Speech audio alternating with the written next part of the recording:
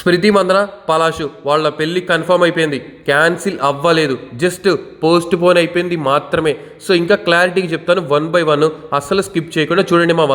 ఇంకా first thing, పలాషు ఒక కొరియోగ్రాఫర్తో live in రిలేషన్షిప్లో ఉండటం అండ్ అలాగే వాళ్ళు ఎన్నో సంవత్సరాలుగా లివ్ ఇన్ రిలేషన్షిప్లో ఉన్నారు అని కన్ఫర్మేషన్ వచ్చేసింది. అండ్ అలాగే స్క్రీన్ షాట్స్ కూడా తనవే అని క్లారిటీ వచ్చేసింది. కానీ అది మాత్రం పెళ్ళికి ముందు రోజు చేశాడు.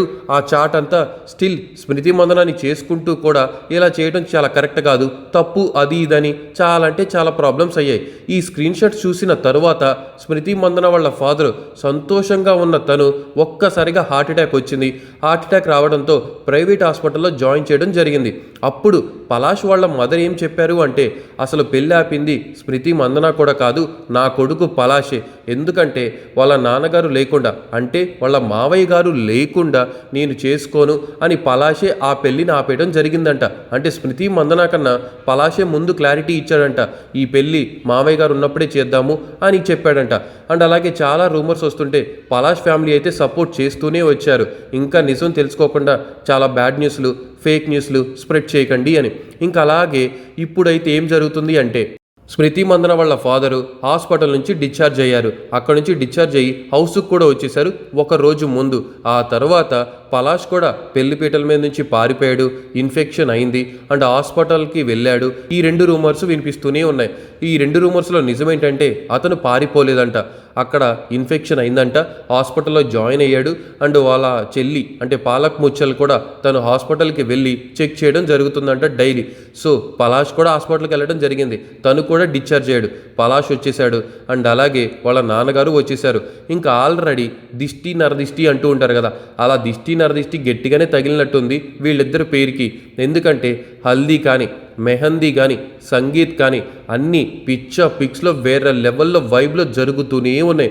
ఇంకా ఆ తర్వాత చాలా అంటే చాలా వైభవంగా జరుగుతుంది. కానీ ఉన్నట్టుండి ఇవన్నీ జరిగేసాయి, పలాష్ మోసం చేశాడు ఎక్సెట్రా అని. కానీ ఈరోజు ఆ పెళ్ళి మళ్ళీ జరిగే ఛాన్సెస్ ఎక్కువగా ఉన్నాయి అని ఎందుకు చెప్తున్నాను అంటే, సో వీళ్ళిద్దరూ మాట్లాడుకున్నట్టున్నారు, బయోలో అప్డేట్ చేశారు మామ. వాళ్ళిద్దరు బయోలో నజర్ ఐ అంటే ఒక బ్లూ కలర్ ఐని వాళ్ళిద్దరైతే బయోలో అప్డేట్ చేశారు, స్మృతి మందన అండ్ పలాష్. మీరు వెళ్ళి ఇన్స్టాగ్రామ్ కూడా చెక్ చేయండి, అది ఉంటుంది పక్కాగా. సో అంటే దిష్టి నరదిష్టి అంటే దిష్టి బాగా తగిలినట్టుంది, నరదిష్టి ఎక్కువగా తగిలినట్టుంది, అందుకనే మా ఫాదర్కి ఇలా అయింది, అందుకనే సోషల్ మీడియాలో రూమర్స్ ఇలా అవుతూ ఉన్నాయి అని ఎక్సెట్రా ఎక్సెట్రా చాలా జరుగుతున్నాయి. అందుకని ఇద్దరు అయితే బయోలో అప్డేట్ చేశారు. అంటే వాళ్ళిద్దరూ మాట్లాడుకుంటున్నారు, వాళ్ళిద్దరికి ఒక క్లారిటీ ఉంది, ఎవ్రీథింగ్ ఈజ్ ఫైన్. సో అంటే పెళ్ళి క్యాన్సిల్ మాత్రం కాలేదు, ఓన్లీ పోస్ట్పోన్ మాత్రమే అయ్యింది. ఇంకా వీలైనంత త్వరగా వాళ్ళిద్దరూ కోలుకున్నారు. మళ్ళీ ఫ్యామిలీస్ కూర్చొని ఒక డేట్ని ఖరారు చేసే ఛాన్సెస్ ఎక్కువగా ఉన్నాయి. అండ్ అది డిసెంబర్ కాకుండా జనవరిలోకి పోస్ట్పోన్ చేసే ఆలోచనలో ఉన్నారంట. కానీ టఫెస్ట్ టైంలోనే ఎవరు ఫ్రెండ్స్, ఎవరు బెస్ట్ ఫ్రెండ్స్, ఎవరు మన పక్కన ఉంటారు అన్నదానికి జెమీమా రోడ్రిగ్స్ అయితే వన్ ఆఫ్ ది బెస్ట్ ఎగ్జాంపుల్గా నిలిచింది.